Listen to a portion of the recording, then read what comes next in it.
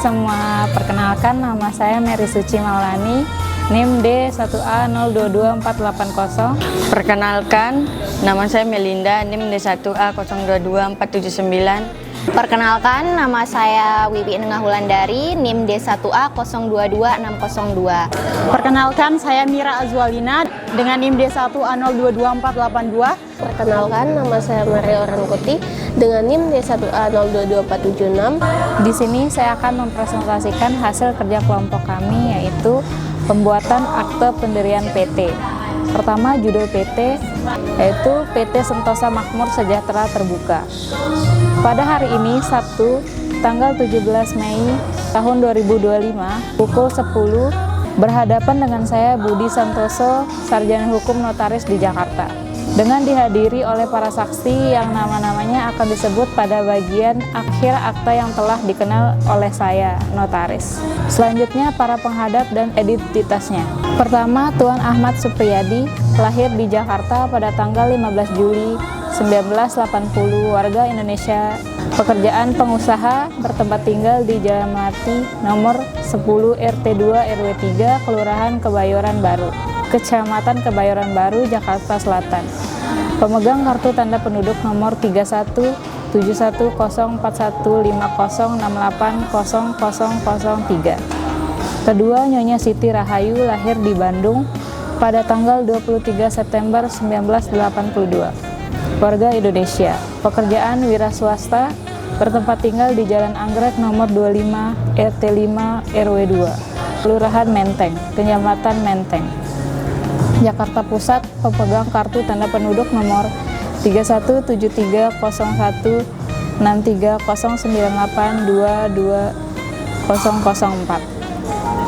Yang ketiga, Tuan Bahtiar Wijaya, lahir di Surabaya tanggal 7 November 1978, warga negara Indonesia, pekerjaan konsultan, bertempat tinggal di Jalan Mawar nomor 8 RT 3 RW 8, Kelurahan Cipete, Kecamatan Cilandak, Jakarta Selatan. Pemegang kartu tanda penduduk nomor 3174050711780001. Para penghadap saya, notaris dikenal dengan identitasnya telah dicocokkan sesuai dengan identitas yang diperlihatkan kepada saya dan data kependudukan yang ada. Para penghadap menerangkan bahwa mereka telah sepakat untuk mendirikan suatu perseroan terbatas sebagaimana dimaksud dalam Undang-Undang Nomor 40 Tahun 2007 tentang perseroan terbatas. Selanjutnya, pernyataan kesepakatan untuk mendirikan PT. Para penghadap menerangkan dengan ini sepakat dan mufakat untuk mendirikan suatu perseroan terbatas dengan anggaran dasar sebagai berikut. Selanjutnya, nama dan tempat kedudukan. Pasal 1. Pertama, perseroan terbatas ini bernama PT Sentosa Makmur Sejahtera. Selanjutnya, dalam anggaran dasar ini cukup disebut sebagai perseroan, berkedudukan di Jakarta Selatan. Yang kedua, perseroan dapat membuka kantor cabang, kantor perwakilan atau satu satuan usaha perseroan di tempat lain, baik di dalam maupun di luar wilayah Republik Indonesia sebagaimana ditetapkan oleh direksi dengan persetujuan dari Dewan Komisaris. Selanjutnya, jangka waktu pendirian perseroan. Pasal 2. Perseroan ini didirikan untuk jangka waktu tidak terbatas dan dimulai sebagai badan hukum sejak tanggal pengesahan oleh Menteri Hukum dan Hak Asasi Manusia Republik Indonesia. Selanjutnya, maksud dan tujuan serta kegiatan usaha. Pasal 3. Yang pertama, maksud dan tujuan perseroan ini adalah bergerak dalam bidang perdagangan, jasa, pembangunan, dan industri. Yang kedua, untuk mencapai maksud dan tujuan tersebut di atas, perseroan dapat melaksanakan kegiatan usaha sebagai berikut. A. Kegiatan usaha utama. Yang pertama, menjalankan usaha di bidang perdagangan umum, termasuk perdagangan impor, ekspor, lokal dan antar pulau, termasuk perdagangan besar dan eceran, bertindak sebagai grosir, supplier, leveransier, dan commission house, serta keagenan dan distribusi dari berbagai macam barang dagang. Yang kedua, menjalankan usaha-usaha di bidang jasa konsultasi bisnis, manajemen, dan administrasi. Yang ketiga, menjalankan usaha di bidang pembangunan gedung, perumahan, perkantoran, dan konstruksi sipil. Yang keempat, menjalankan usaha-usaha di bidang industri pengolahan. B. Kegiatan usaha penunjang. Yang pertama, menjalankan usaha-usaha lain yang berkaitan dan mendukung kegiatan usaha utama sesuai dengan peraturan perundang-undangan yang berlaku. Selanjutnya, modal. Pasal 4. Yang pertama, modal dasar perseroan berjumlah 10 miliar rupiah terbagi atas 10.000 saham. Masing-masing saham bernilai nominal 1 juta rupiah. Yang kedua, dari modal dasar tersebut telah ditempatkan dan disetor 25% atau sejumlah 2.500 saham dengan nilai nominal seluruhnya sebesar 2 miliar 500 juta rupiah telah disetor penuh oleh para pendiri dengan rincian sebagai berikut.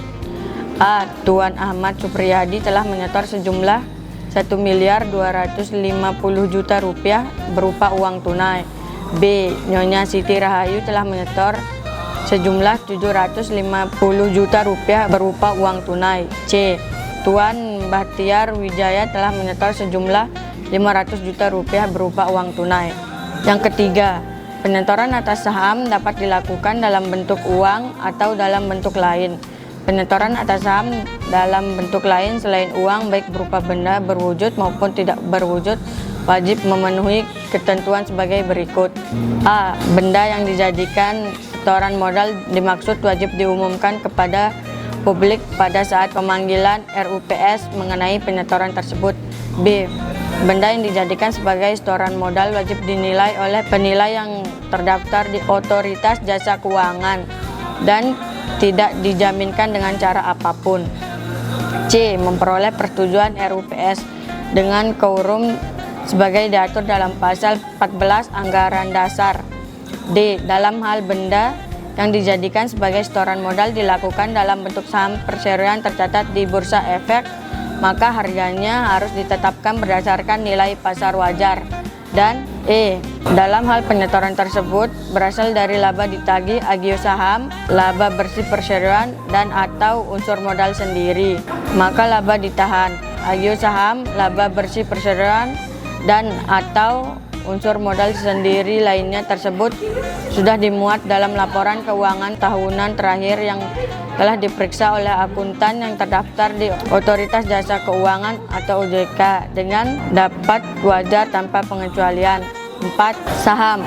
Saham-saham yang masih dalam simpanan akan dikeluarkan oleh perseroan menurut keperluan modal perseroan pada waktu dan dengan cara, harga serta persyaratan yang ditetapkan oleh direksi berdasarkan persetujuan RUPS.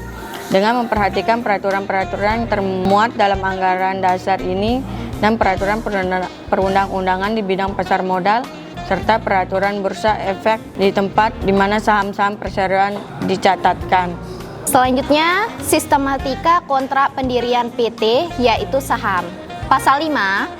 1. Semua saham yang dikeluarkan oleh perseroan adalah saham atas nama sebagaimana terdaftar dalam daftar pemegang saham perseroan. Kemudian yang kedua, perseroan dapat mengeluarkan saham dengan nilai nominal atau tanpa nilai nominal. Pengeluaran saham tanpa nilai nominal wajib dilakukan sesuai dengan peraturan perundang-undang di bidang pasal modal 1. 3. Perseroan hanya mengakui seorang atau satu badan hukum sebagai pemilik dari satu saham, yaitu orang atau badan hukum yang namanya tercatat sebagai pemilik saham yang bersangkutan dalam daftar pemegang saham perseroan.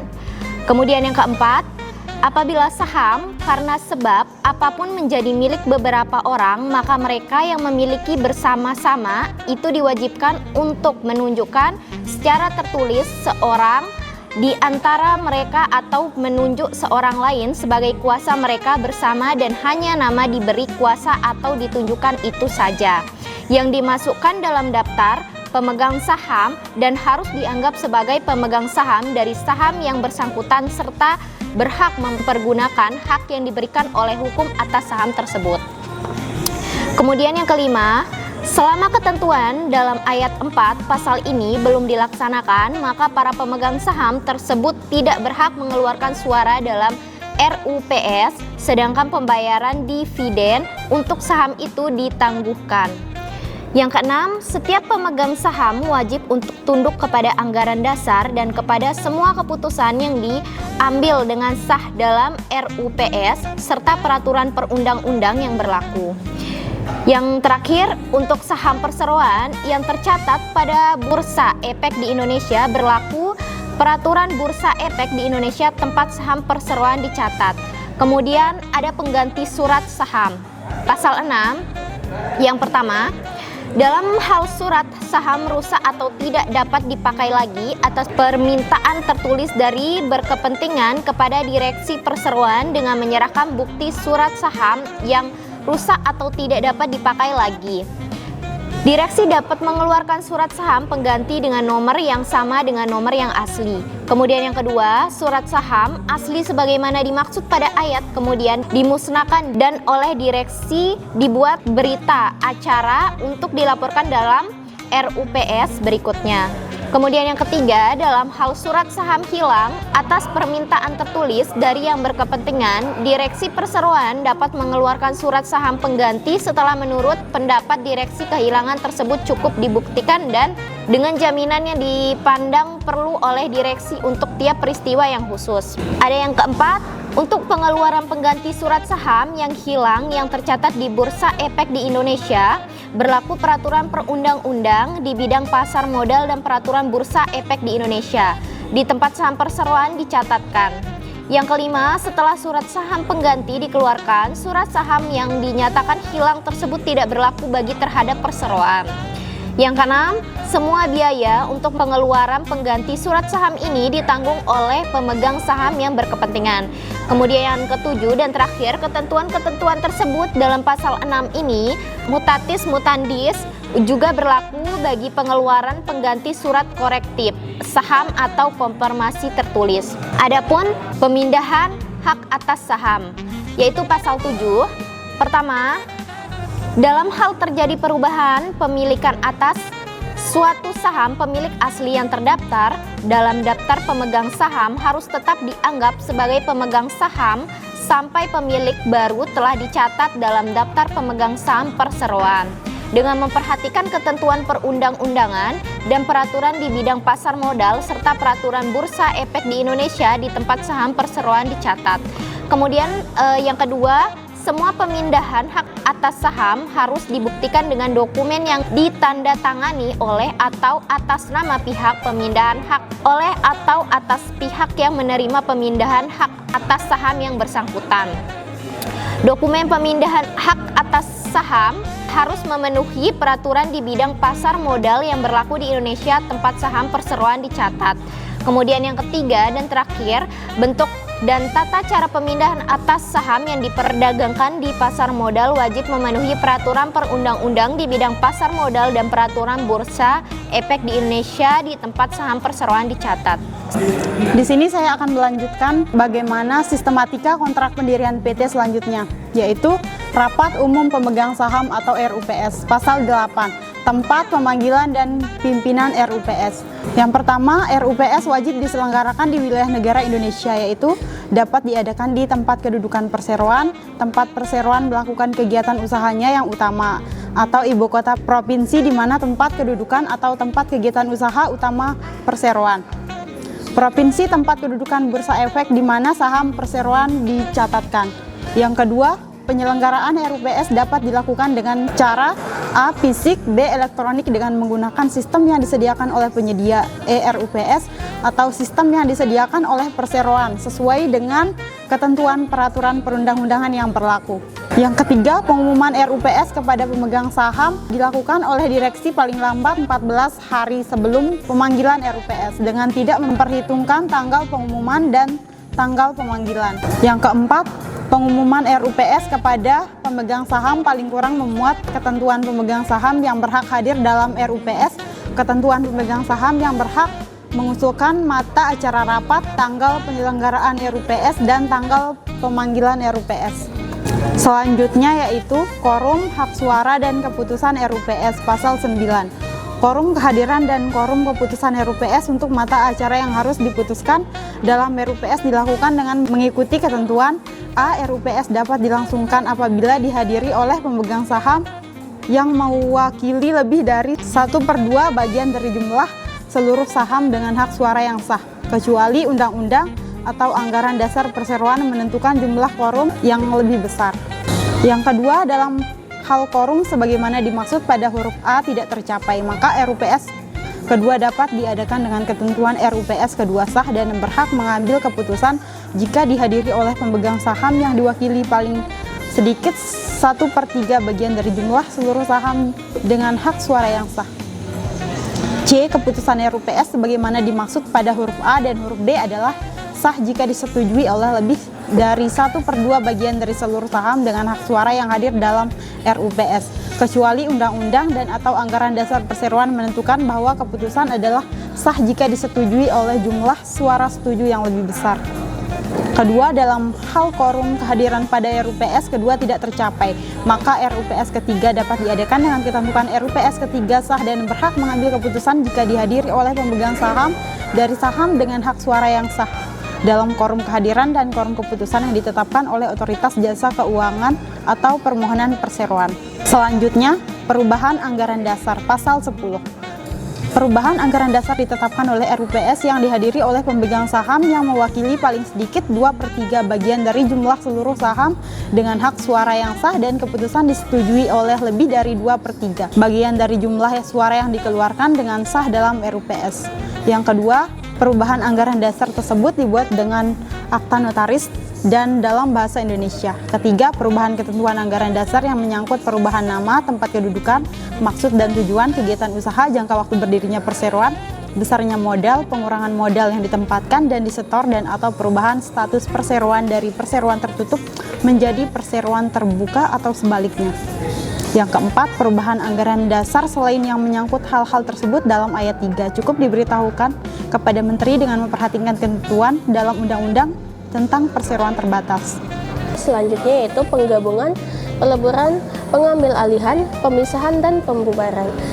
Dengan pasal 11 yaitu dengan mengindahkan ketentuan peraturan perundang-undangan yang berlaku, maka penggabungan, peleburan, pengambil alihan, pemisahan, pengajuan permohonan agar perseroan dinyatakan pilot, perpanjangan jangka waktu berdirinya perseroan, dan pembubaran perseroan hanya dapat dilakukan berdasarkan keputusan RUPS yang dihadiri oleh pemegang saham yang mewakili paling sedikit 3/4 bagian dari jumlah seluruh saham dengan hak suara yang sah dan keputusan disetujui oleh paling sedikit 3/4 bagian dari jumlah suara yang dikeluarkan secara sah dalam RUPS. Yang kedua, dalam hal quorum, kehadiran sebagaimana dimaksud dalam ayat 1 di atas tidak tercapai, maka dalam RUPS kedua, keputusan sah apabila dihadiri oleh pemegang saham yang mewakili paling sedikit 2/3 bagian dari jumlah seluruh saham dengan hak suara yang sah dan disetujui oleh lebih dari 3/4 bagian dari jumlah suara hadir dalam RUPS. Kemudian selanjutnya direksi. Pada pasal 12 ayat 1 yaitu perseroan diurus dan dipimpin oleh direksi yang terdiri dari sekurangnya 2 orang anggota direksi. Seorang di antaranya diangkat sebagai direktur utama dengan memperhatikan peraturan yang diantaranya diangkat sebagai direktur dengan memperhatikan peraturan yang berlaku di bidang pasar modal. Ayat 2, yang dapat diangkat sebagai anggota direksi adalah orang perseorangan yang memenuhi persyaratan pada saat diangkat dan selama menjabat, yaitu mempunyai akhlak, moral, dan integritas yang baik. Yang kedua, cakap melakukan perbuatan hukum. Yang ketiga, dalam 5 tahun sebelum pengangkatan dan selama menjabat, tidak pernah dinyatakan pilot. Yang kedua, tidak pernah menjadi anggota direksi dan atau anggota Dewan Komisaris yang dinyatakan bersalah dan menyebabkan suatu perusahaan dinyatakan pilot. Yang ketiga, tidak pernah dihukum karena melakukan tindak pidana yang merugikan keuangan negara atau yang berkaitan dengan sektor keuangan. Dan yang keempat, tidak pernah menjadi anggota direksi atau anggota Dewan Komisaris yang selama menjabat yaitu pernah tidak menyelenggarakan RUPS tahunan. Selanjutnya, pertanggungjawabannya sebagaimana anggota direksi dan atau anggota Dewan Komisaris pernah tidak diterima oleh RUPS atau pernah tidak memberikan pertanggungjawaban sebagai anggota direksi dan atau anggota Dewan Komisaris kepada RUPS. Ayat 3 yaitu pemenuhan persyaratan sebagaimana dimaksud pada ayat 2 wajib dimuat dalam surat pernyataan dan disampaikan kepada perseroan. Yang keempat, para anggota direksi diangkat dan diberhentikan oleh RUPS. Pengangkatan tersebut berlaku sejak tanggal yang ditentukan dalam RUPS, di mana ia mengangkat dan berakhir pada saat ditutupnya RUPS tahun ke-5 setelah tanggal pengangkatan, kecuali apabila ditentukan lain dalam RUPS. Selanjutnya yaitu apabila jabatan direktur utama lowong dan selama penggantinya belum diangkat atau belum memangku jabatannya, maka salah seorang anggota direksi yang ditunjuk oleh rapat direksi akan menjalankan kewajibannya sebagai direktur utama dan mempunyai wewenang serta tanggung jawab yang selama sebagai direktur utama. Dalam hal seluruh anggota direksi lowong, maka berlaku ketentuan dalam peraturan perundang-undangan yang berlaku. Kemudian selanjutnya tugas dan wewenang direksi, pasal 13 ayat 1 yaitu direksi bertugas menjalankan dan bertanggung jawab atas pengurusan perseroan untuk kepentingan perseroan sesuai dengan maksud dan tujuan perseroan yang ditetapkan dalam anggaran dasar. Kemudian ayat yang kedua, dalam menjalankan tugas dan tanggung jawab atas pengurusan sebagai maksud pada pasal ayat 1, direksi wajib menyelenggarakan RUPS tahunan dan RUPS lainnya sebagaimana diatur dalam peraturan perundang-undangan dan anggaran dasar. Yang ketiga, setiap anggota direksi wajib melaksanakan tugas dan tanggung jawab sebagaimana dimaksud pada ayat 1 dengan itikat baik, penuh tanggung jawab dan kehati-hatian. Pada ayat keempat, dalam rangka mendukung efektivitas pelaksanaan tugas dan tanggung jawab sebagaimana dimaksud pada ayat 1, direksi dapat membuat komite. Ayat yang kelima, dalam hal dibentuk komite sebagaimana dimaksud pada ayat 4, direksi wajib melakukan evaluasi terhadap kinerja komite setiap akhir tahun buku. Kemudian, dalam hal RUPS tidak menetapkan pembagian tugas dan wewenang tersebut. Pembagian tugas dan wewenang di antara direksi ditetapkan berdasarkan keputusan direksi. Kemudian selanjutnya, direksi dalam mengurus dan atau mengelola perseroan wajib bertindak sesuai dengan keputusan yang ditetapkan oleh RUPS. Kemudian rapat direksi, pasal 14 ayat 1 yaitu rapat direksi wajib diadakan secara berkala paling kurang satu kali dalam setiap tahun dan dapat diadakan setiap waktu bila mana dipandang perlu, yaitu oleh seorang atau lebih anggota direksi. Kemudian atas permintaan tertulis dari seorang atau lebih anggota Dewan Komisaris.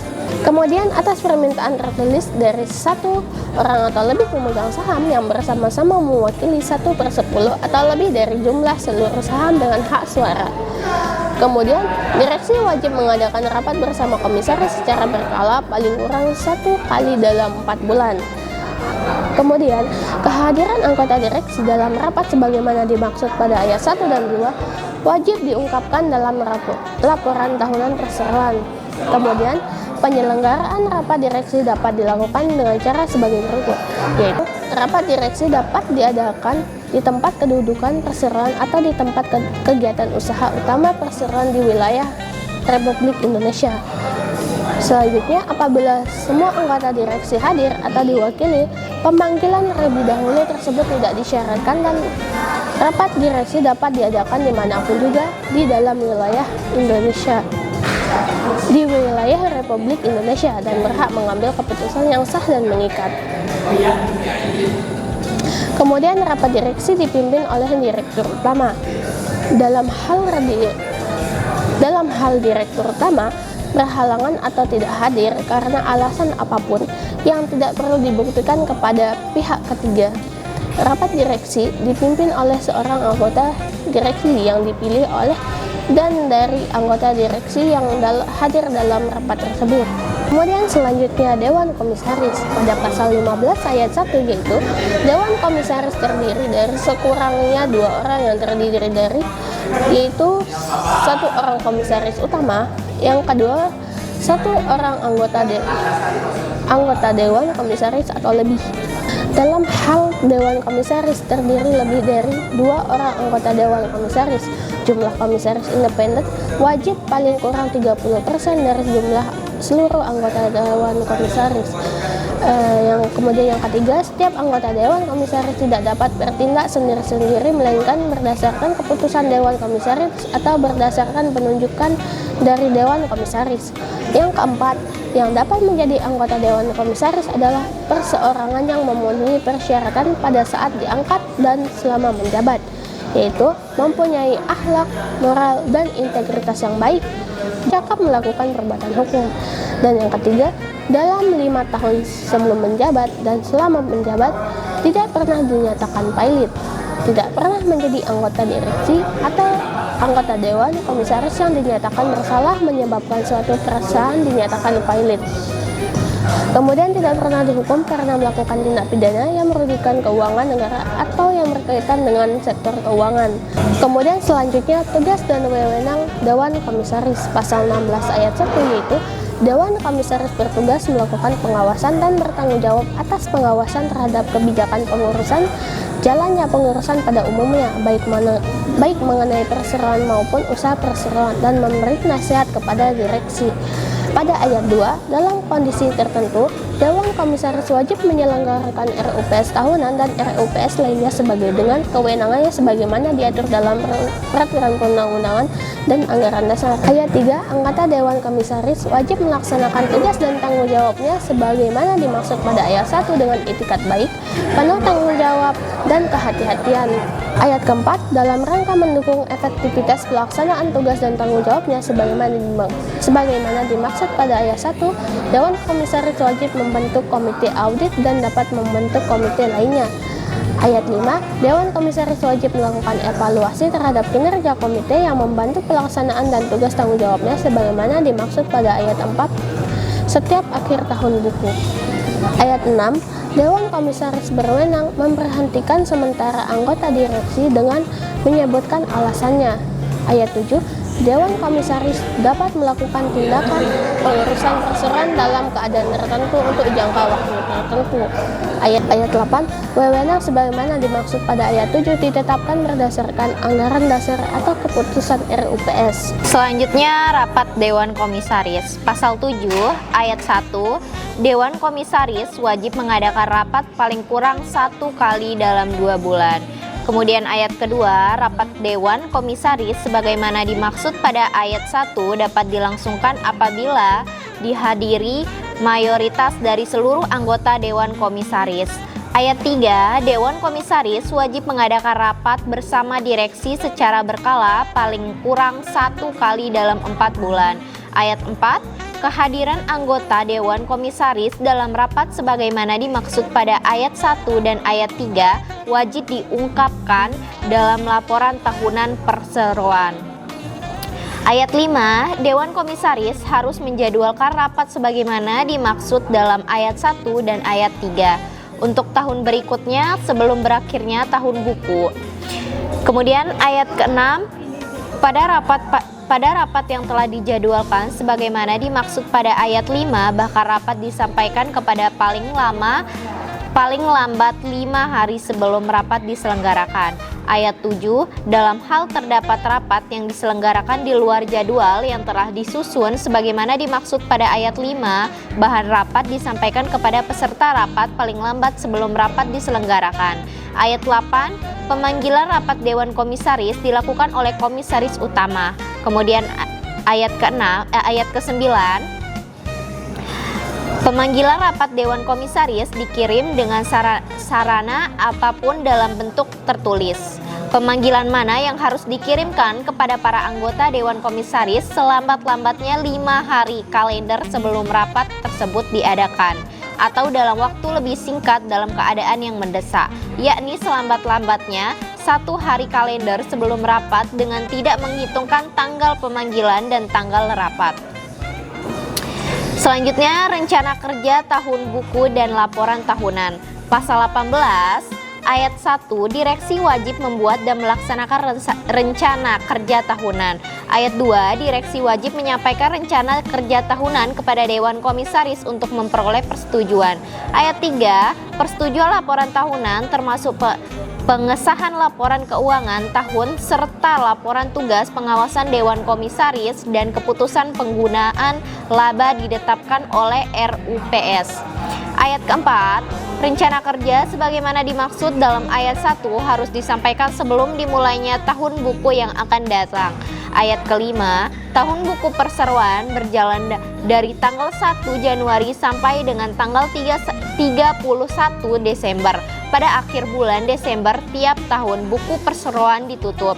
Ayat keenam, direksi wajib menyerahkan laporan keuangan perseroan kepada akuntan publik yang ditunjukkan oleh RUPS untuk diperiksa, dan direksi menyusul laporan tahunan dengan memperhatikan peraturan perundang-undang yang berlaku dan menyediakan di kantor perseroan untuk dapat diperiksa oleh para pemegang saham terhitung sejak tanggal pemanggilan RUPS tahunan.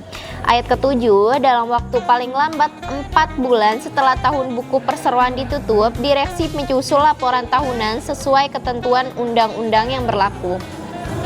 Kemudian yang terakhir, ayat 8, laporan tahunan ditandatangani oleh semua anggota direksi dan Dewan Komisaris yang menjabat pada tahun buku yang bersangkutan.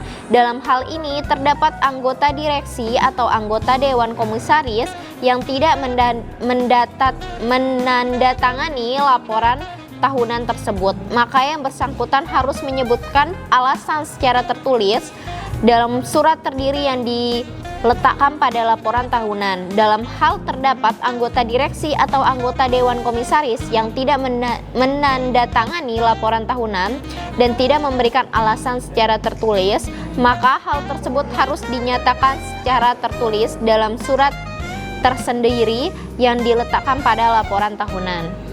Selanjutnya, penggunaan laba dan pembagian dividen. Pasal 19 ayat 1.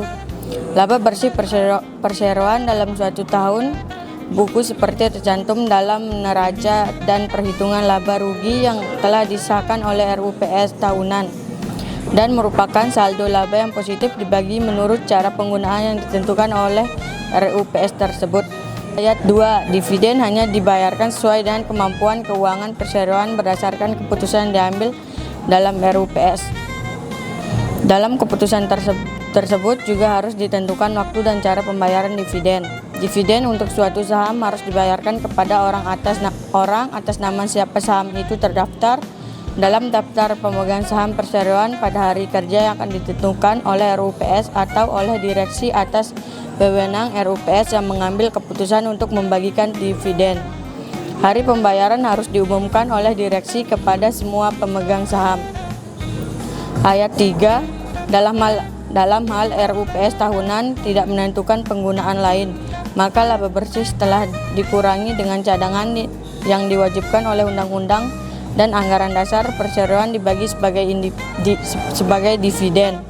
Ayat 4, jika perhitungan laba rugi pada suatu tahun buku menunjukkan kerugian tidak dapat ditutup dengan dana cadangan, maka kerugian itu akan tetap dicatat dan dimasukkan dalam perhitungan laba rugi, dan dalam tahun buku selanjutnya perseroan dianggap tidak mendapat laba selama kerugian yang tercatat dan dimasukkan dalam perhitungan laba rugi itu belum sama sekali tertutup.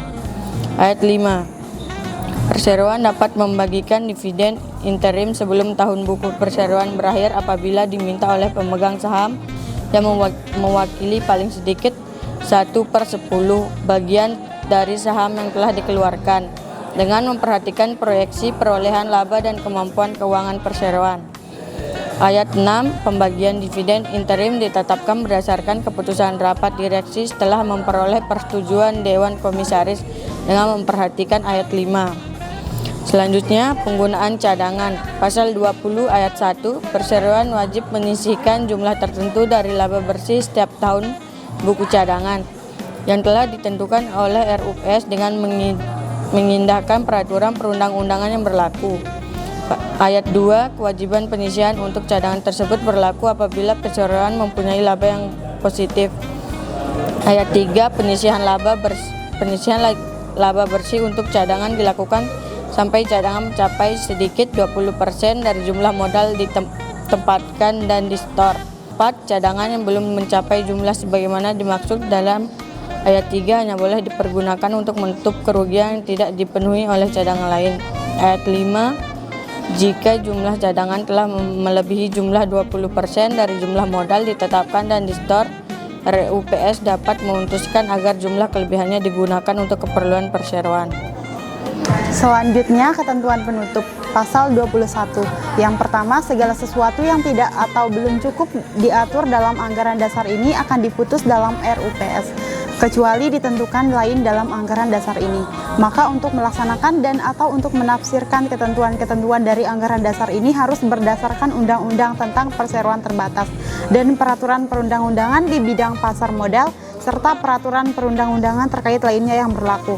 Yang ketiga, mengacu pada ketentuan peraturan di bidang pasar modal dalam hal terdapat ketentuan dalam anggaran dasar ini yang pada suatu waktu bertentangan dan atau tidak sesuai dengan ketentuan peraturan di bidang pasar modal, maka ketentuan peraturan di bidang pasar modal yang berlaku. Selanjutnya, klausula adendum pasal 22.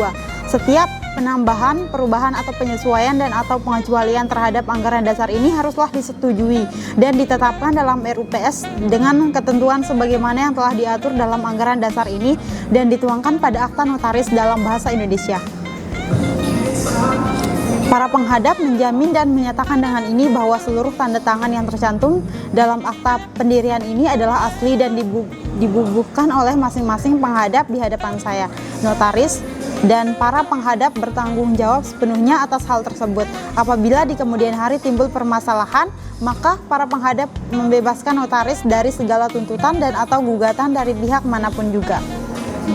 Demikianlah akta pendirian ini dibuat dan diselesaikan di Jakarta pada hari, tanggal, bulan, dan tahun seperti tersebut. Pada bagian awal akta ini dengan dihadiri oleh 1. Nona Mai Anggraini, lahir di Jakarta pada tanggal 20 Agustus 1990, bertempat tinggal di Jakarta, Jalan Kemanggisan nomor 15, RT 5 RW 7, Kelurahan Kemanggisan. Yang kedua, Nona Dewi Kumala, lahir di Bandung pada tanggal 5 Mei 1992, bertempat tinggal di Jakarta, Jalan Tanah Abang nomor 4 23 RT 4 RW 3, Kelurahan Petojo Selatan, Kecamatan Gambir, Jakarta Pusat. Pemegang kartu tanda penduduk nomor 317-106-645-059-20002. Keduanya pegawai kantor notaris sebagai saksi-saksi. Setelah akta ini saya notaris bacakan kepada para penghadap dan saksi-saksi, maka akta ini ditandatangani oleh para penghadap, saksi-saksi, dan saya. Notaris dibuat tanpa coretan, tanpa penggantian, dan tanpa tambahan. Asli akta ini telah ditandatangani dengan sempurna. Diberikan sebagai salinan yang sama bunyinya, Notaris di Jakarta Budi Santoso SH. Sekian dari presentasi kelompok kami, kurang dan lebihnya mohon dimaafkan. Terima kasih. Bye.